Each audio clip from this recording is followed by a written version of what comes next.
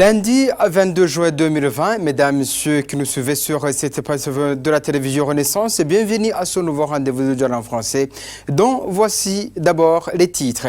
Le non-respect des mesures et barrières contre la pandémie du coronavirus lors des cérémonies d'investiture prouve que les autorités burundaises ne se soucient pas de la santé de la population. La coalition Sefour Arusha a regrette. Le ministère de la Santé rappelle à la population d'appliquer les règles d'hygiène dans le but de combattre la pandémie du coronavirus. Vous suivrez dans ce journal le ministre de la Santé, Tade Ndikumana. Et la nouvelle série des victimes de la barbarie commise lors du processus électoral présentera six cas que l'initiative des droits de l'homme sur le Burundi a déjà recensé. Dans ce journal, vous aurez déjà le premier cas, celui de la dispersion forcée de Richard Habyarimana, puis retrouvé mort. Voici les titres de ce journal.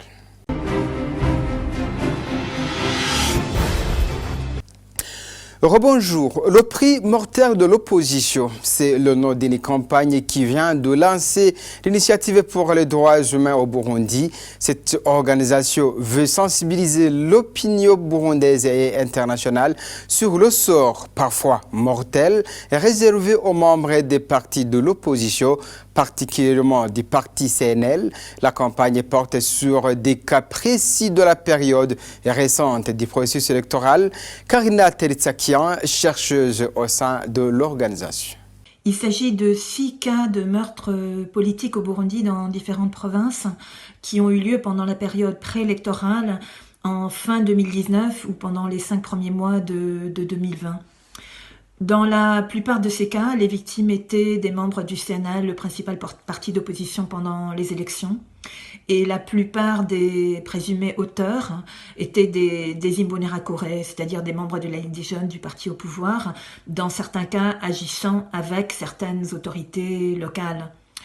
Donc ce sont quelques cas emblématiques qui ne représentent qu'une faible proportion des meurtres politiques qui ont eu lieu pendant cette période, mais nous espérons qu'en attirant l'attention sur ces cas, nous pourrons faire pression sur les autorités pour qu'il y ait justice, non seulement pour les familles de ces 6 victimes, mais également pour les familles d'autres victimes dans d'autres cas de meurtres politiques pendant cette période.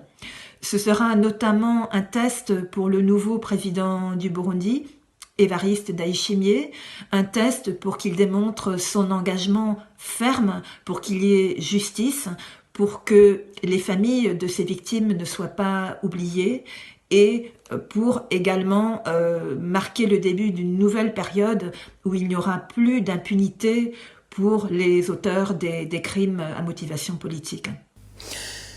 Richard Habyarimana a été enlevé chez lui le 4 mai et a été retrouvé mort dans une rivière 3 jours plus tard.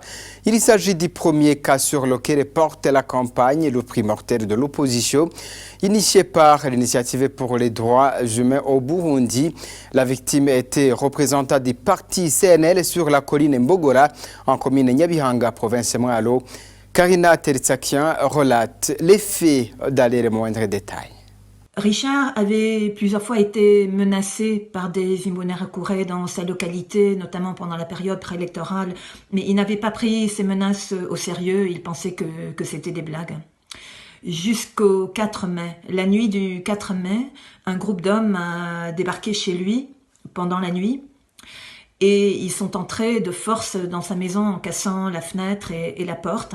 Richard lui-même, sa famille ont pensé que c'était des voleurs, mais l'un des hommes dans le groupe a dit qu'ils n'étaient pas des voleurs, qu'ils étaient du service de renseignement.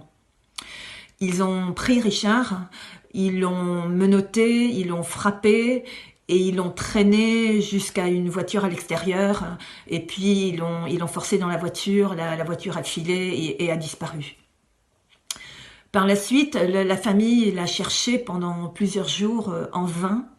Et enfin, le 7 mai, des habitants de la localité ont trouvé un corps dans une rivière pas loin de là où habitait Richard. La famille est allée voir, le corps a été tiré hors de l'eau et effectivement, c'était le corps de Richard. Nous-mêmes, nous avons pu voir certaines photos de son corps qui présentaient une entaille profonde à la tête. Les autorités judiciaires ont commencé des enquêtes et ont arrêté en fait 2 membres du groupe qui avaient enlevé Richard. C'était 2 Imbonerakure, dont le chef des Imbonerakure dans la commune Nyabihanga. En fait, ces 2 personnes avaient été reconnues le soir de son enlèvement. Donc c'est l'un des très rares cas où les autorités ont non seulement arrêté certains suspects, mais les ont maintenus en détention. Donc jusqu'à l'heure actuelle, ces 2 personnes restent en détention. Donc il y a une lueur d'espoir que justice sera rendue dans ce cas pour la famille de Richard Habyarimana. Nous encourageons les autorités judiciaires à poursuivre les enquêtes, à bien faire leur travail et de faire de sorte que justice soit rendue pour ce meurtre brutal. Toujours page droits de l'homme et dans le suivi des personnes disparues au Burundi, le Forum pour la conscience et le développement dans ses enquêtes dans le cadre du projet Ndondeza retrace la disparition forcée d'un enseignant de Lutongo en commune Muhuta de la province Lumongue, Dino Dosimo Bizimana, qui est introuvable depuis le 13 juillet 2015. Pacifique Nahazwe, président du FOCODE, indique que les auteurs de cette disparition sont les jeunes du parti au pouvoir, Imbonerakure, ainsi que certains membres des corps de sécurité. Le soir du 13 juillet 2015, Simon Bigirimana était rentré de Bujumbura, il est rentré donc à Rutongo. Et le soir même, il aurait reçu un appel d'une enseignante de Rutongo qui lui demandait de venir à sa résidence pour prier pour son enfant malade. Simon Bigirimana était connu comme un fidèle d'une église protestante qui priait pour les malades. Simon Bigirimana se serait empressé de prendre sa Bible, son livre de chant, et s'est rendu à la résidence de l'enseignante. Il ne savait pas que plutôt il tombait dans un piège. Selon les informations obtenues par la campagne Ndondeza, Simon Bigirimana aurait trouvé un certain nombre d'hommes qui l'attendaient à cette résidence. Il s'agirait de certains responsables du parti CNDD-FDD dans la commune Muhuta, de responsables administratifs, mais aussi de certains responsables de l'enseignement et des Imbonerakure de Rutongo. Selon les mêmes informations, Simon Bigirimana aurait été tué à cet endroit. Il aurait été emballé dans un bâche. Il aurait été transporté sur une moto qui appartiendrait à un autre enseignant de Rutongo.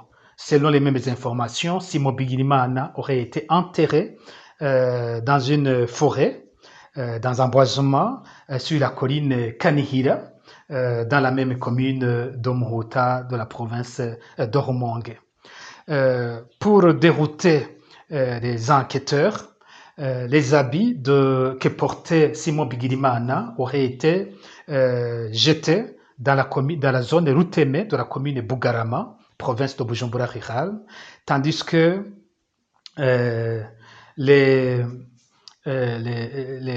souliers que portait Simon Bigirimana auraient été placés tout près du bureau communal de Muhuta. C'est à chaque fois à 6 km environ du lieu du supplice de Simon Bigirimana. À la suite de cette disparition, parce que le lendemain on ne retrouvait pas Simon Bigirimana, un milicien Imbonerakure très connu à Rutongo et qui serait cité dans plusieurs crimes a été arrêté, accusé de la disparition de Simon Bigirimana. Et le milicien aurait menacé de donner les noms de toutes les personnes qui seraient impliquées dans la disparition de Simon Bigirimana. C'est alors que ces personnes se seraient organisées pour corrompre des agents de la police judiciaire, mais aussi en commune Muhuta, mais aussi des agents du service judiciaire en province de Rumonge. Depuis 5 ans, il n'y a aucune lumière sur cette disparition. Politique à présent, le nouveau président Evariste Ndayishimiye appelle les investisseurs à venir au Burundi. Dans son discours inaugural, le successeur de Pierre Nkurunziza promet également de multiplier les entreprises et les usines de transformation de la production agro-pastorale. Suivez, président du Burundi Evariste Ndayishimiye.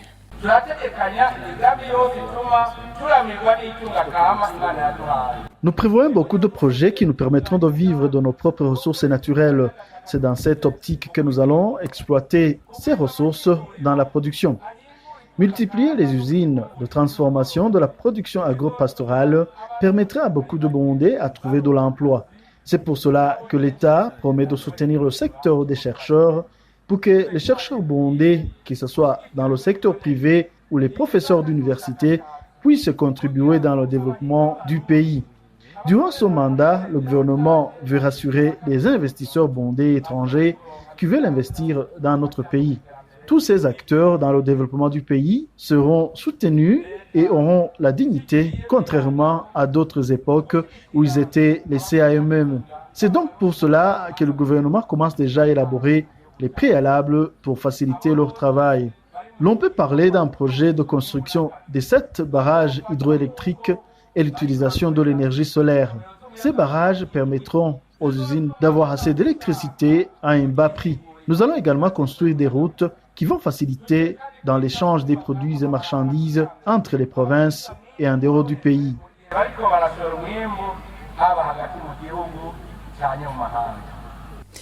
Justement, à propos de ces cérémonies inaugurales, la coalition des forces de l'opposition burundaise pour le rétablissement de l'accord d'Arusha, Seforu Arusha, se dit indignée de l'absence des mesures de protéger la population burundaise contre la pandémie du coronavirus lors des cérémonies d'investiture de Evariste Ndayishimiye.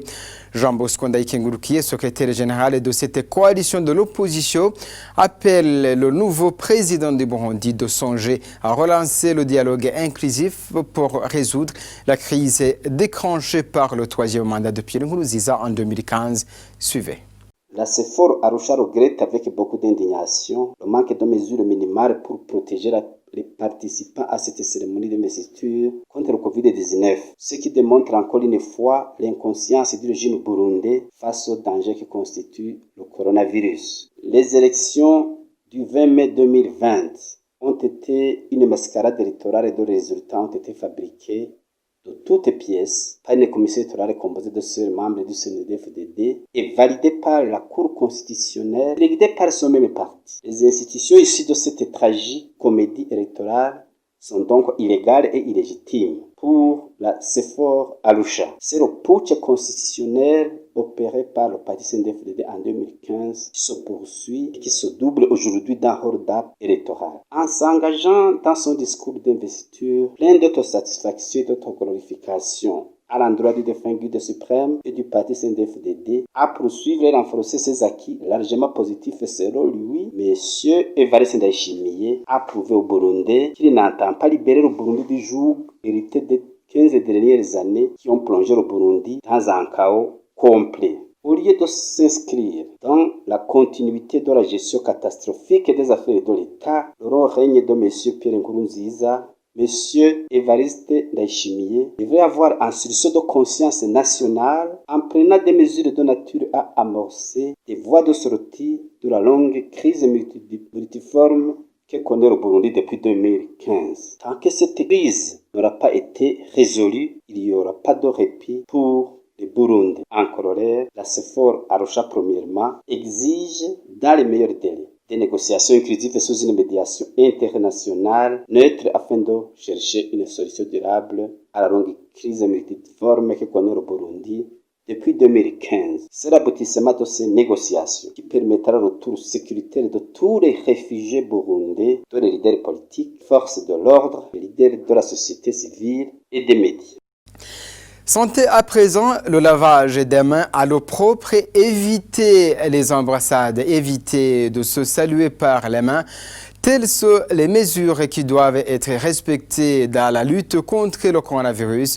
Ces mesures ont été annoncées à la fin de la semaine par Tadei Koumana, ministre de la Santé, lors d'une conférence de presse qu'il a animée. Tadei Koumana a précisé également que le lavage des mains sera toujours respecté, même après le Covid-19, pour combattre les maladies des mains sales. On le suit. Nous avons observé que les mesures qui ont été prises par le gouvernement, à savoir le lavage des mains à l'eau propre et au savon, ou en utilisant la solution hydrochlorée, mais aussi éviter la salutation à travers les mains ou les embrassades.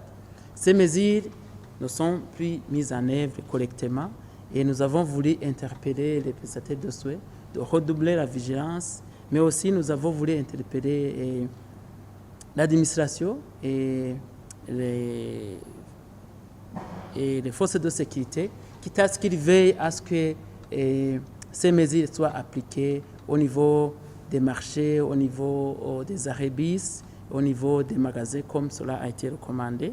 Nous voulons interpeller la population que, compte tenu des cas qui ont été suivis par le ministère de la Santé, depuis mars 2020, nous avons actuellement 104 cas testés positifs qui ont été mis sous traitement et à base de la chloroquine, azithromycine, vitamine C, zinc et aussi des fois couplé avec l'oxygénation et la biothérapie à large spectre.